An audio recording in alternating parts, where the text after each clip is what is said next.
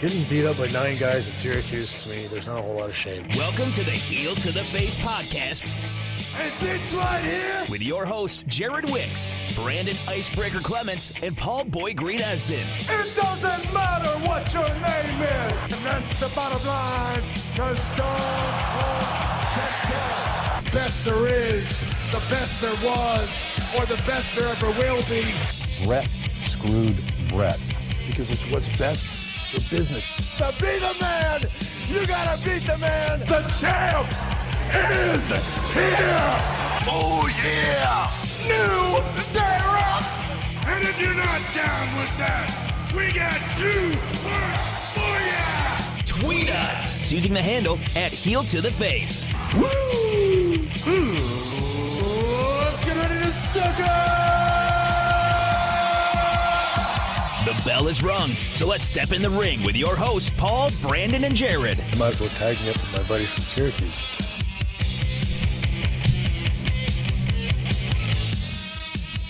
Back on the air, Heel to the Face podcast. We are joined this week, as always, with Brandon the Icebreaker Clement. You can find him on Twitter at Icebreaker21. Myself, Jared, just Jared Wicks on Twitter. Another week of the program. This is the Heel to the Face podcast. Wherever you are joining us, we thank you for tuning in. So without further ado, let's get to this week's edition. Ladies and gentlemen, this is the main event of the evening with a 20-minute time limit. So probably the thing that sat out with me most this week, outside of Backlash, outside of just the traditional wins and losses, was I don't think Bobby Lashley's ready for Brock Lesnar, at least in the sense of I care. Why? Did you see his promo this week? Yeah, I don't like the angle. No. I just don't understand how in this long period, we talk about Ronda Rousey not being a talker. How in this long period of time does he still not know how to talk? I don't think he's that bad, do you? You really think he's that awful? I don't think he's that bad. He's Wayne Brady. You think so? He is just, there is no, I mean, physically is exactly like his performance on the mic, and that is no edges. Just smooth. Just, he's a smooth talker. He could host an award show. He could host the Tony Awards any day of the week, the Emmy Awards. He's just got that pizzazz, that charisma, can talk in front of the mic, but actually, like, could you imagine actually mad? Bobby Lashley, I mean, the way he was just talking about his sister, it was just a smile on his face. I love my sister, you know, all this other nonsense. I'm just like, this isn't how Brock Lesnar talks. This isn't how Braun Strowman talks. This isn't how Big Cass talks. So you want him to have a manager like Paul Heyman then? Maybe? Is that, I mean, I just want him to not have that stupid smile on his face. Like, you know what we could do? This is professional wrestling. Paul Ellering available. Use him as put Paul Ellering as the manager for Bobby. You know, it's not, yes, but also even if you have a manager, get that smile off your face. Stop being like, this isn't 1992. You're not happy to be here. You know, everything is not great. You're not out here wrestling just because, you know, you're Hulk Hogan and you're trying to do it for the kids. Have some sort of edge. I've even seen John Cena upset. You know, John Cena, when he's even a fan favorite, he still has some sort of, you know, edge to him. He has some sort of attitude to him. But Bobby Lashley has no attitude to him. Yeah, but you know what? He could, what is what was the old saying? I don't know if it was one of the presidents.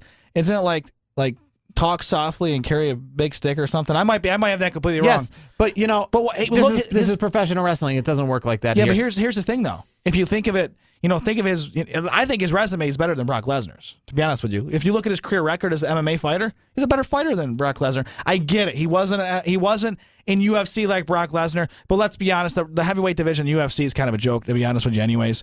But I think Bobby Lashley has had a very good MMA career. I think he's been in 17 fights. I think he's only lost 2. So to me, I just feel we need to bring that out of it. We need to bring that quote unquote MMA. That, you know what?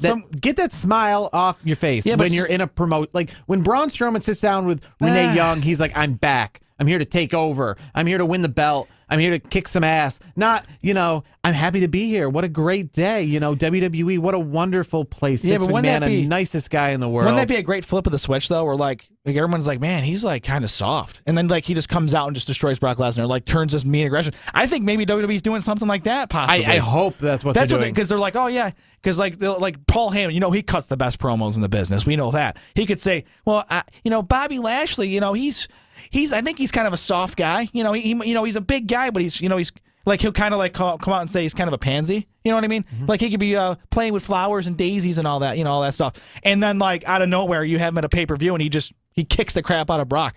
I'm hoping that's what WWE's doing. Whether they do that or not is a totally different thing. Now, what did you make of Backlash? I still feel that Backlash to me showed that the Greatest Royal Rumble was indeed more than just a typical house show. The reason is because it had great repercussions of after the fact. We're still talking more or less about the Greatest Royal Rumble than we are Backlash, and Backlash is the most recent pay-per-view. It's kind of like how we still talk about WrestleMania even after all these in-your-house pay-per-views stack up. They still go back to the more important event.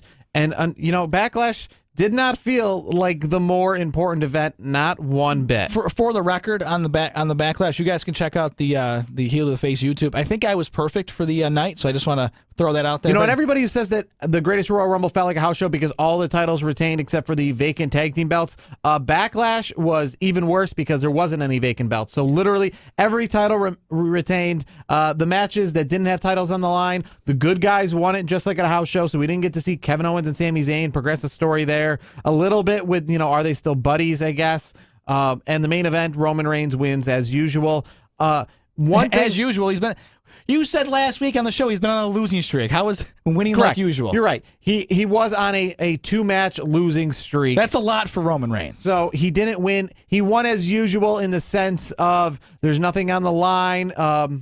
It's good guy versus bad guy. Good guy wins. Didn't progress any storylines with Roman Reigns of like, hey, he's still losing. More or less like Samoa Joe calls out Roman Reigns, and just like John Cena did to Umaga and Great Khali and everybody who's in his path back in the day, just wins. Let me ask you this: what did you? What was your takeaway from Backlash? Like, what was your favorite match of the night or favorite moment of the night? Favorite match of the night was definitely Seth Rollins and The Miz. That was to me match. The best match of the night. Every other match was not even close to the best match of the night. I can't even think of anything Roman else Reigns that was Samoa really Joe any was good. decent.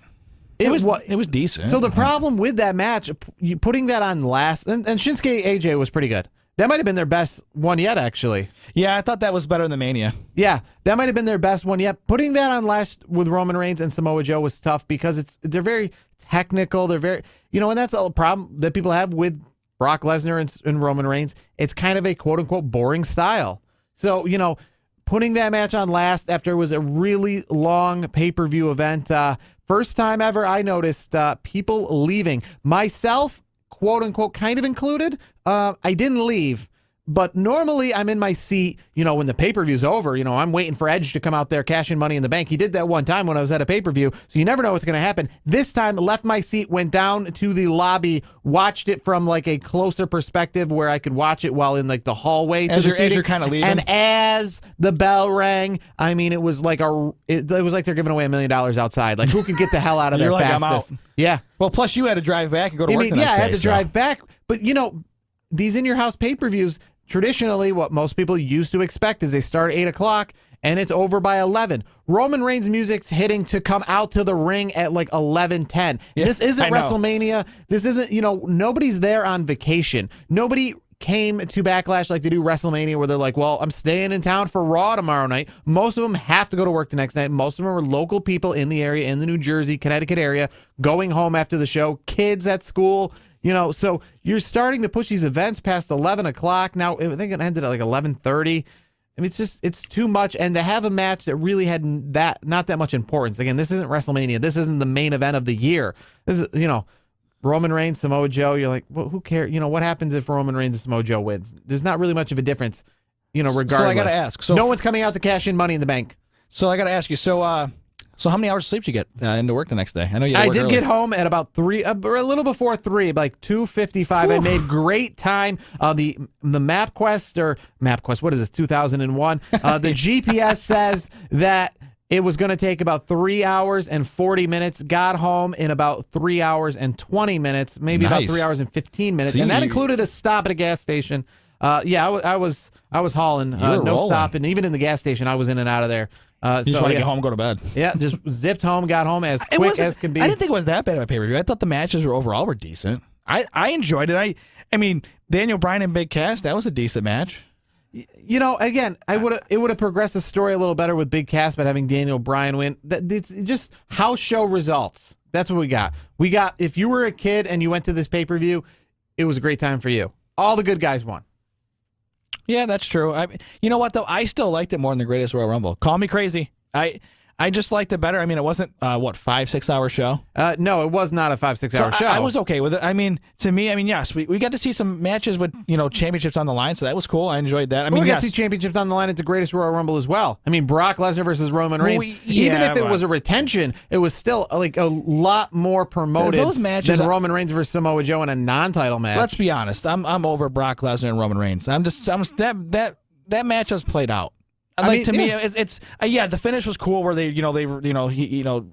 Brock got speared through the cage and there was the controversy of whose feet hit the floor first.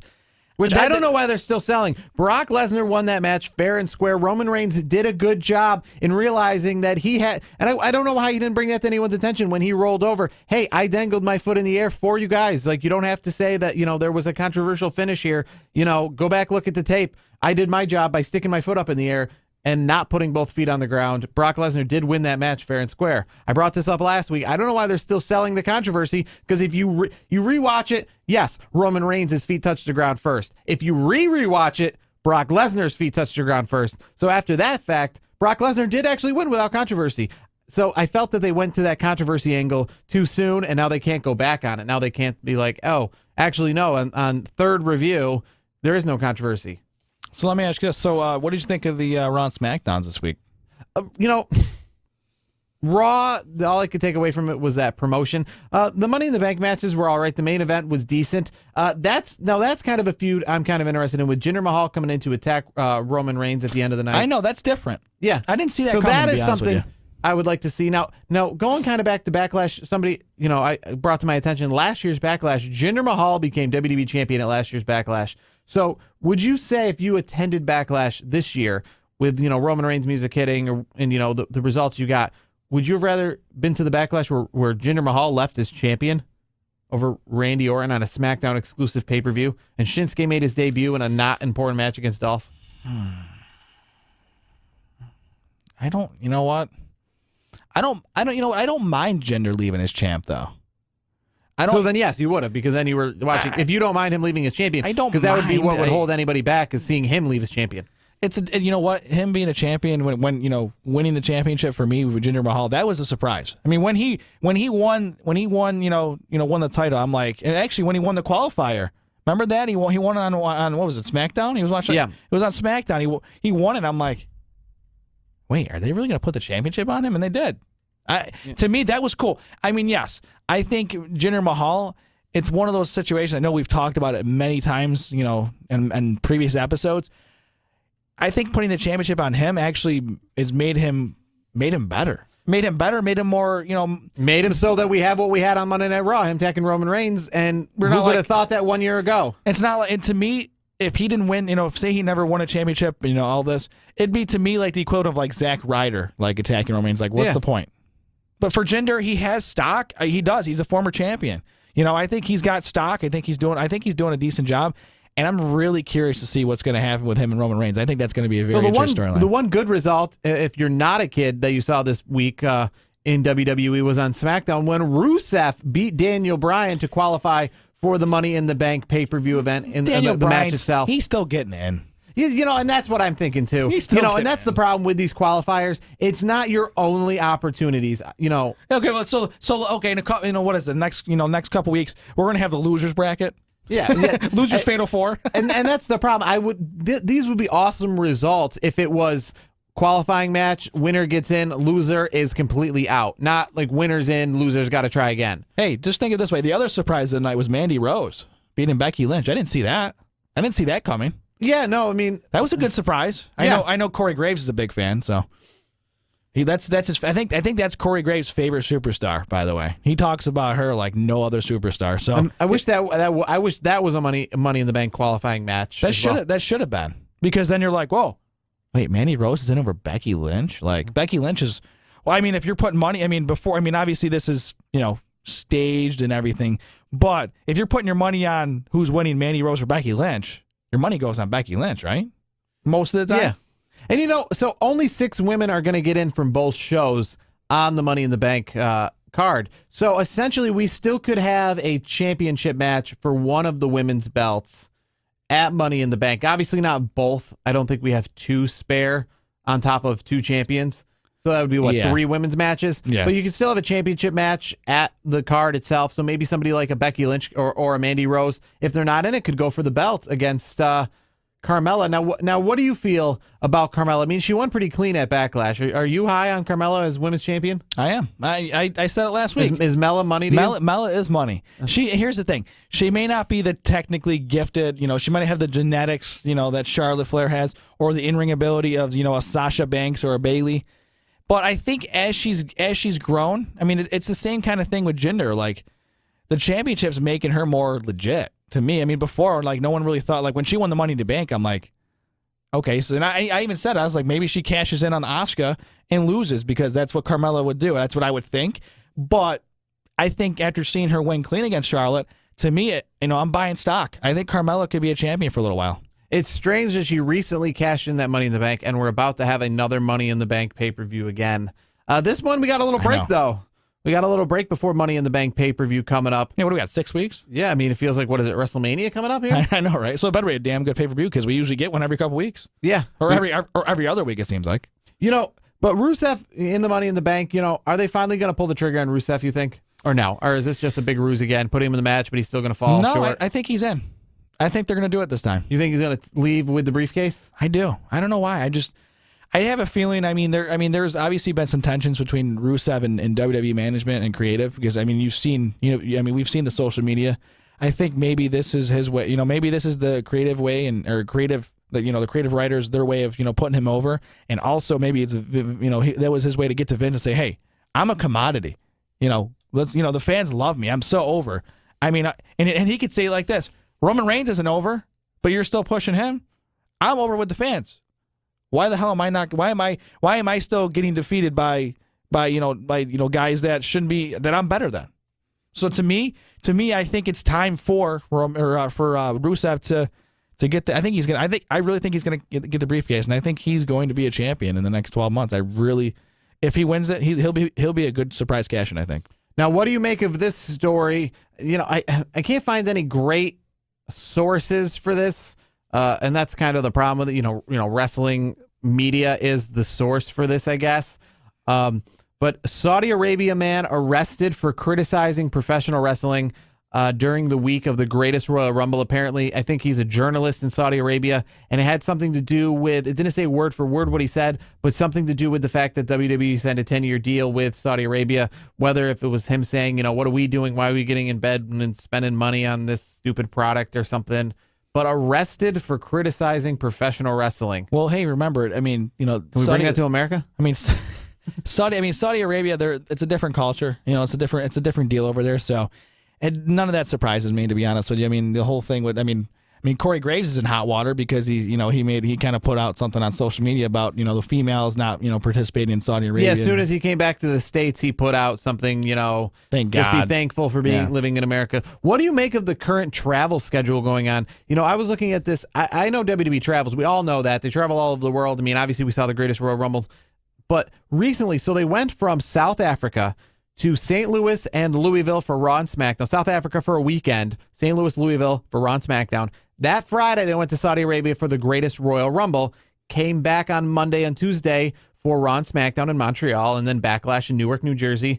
And within 24 hours after Raw went off the air in Long Island and Baltimore for SmackDown this week, they've already ran a show in Belgium, and I'd say today they're in Ireland, and we're recording this as of Thursday, so it's less than 48 hours since SmackDown, and they've already run 2 shows after SmackDown. That's a lot of travel.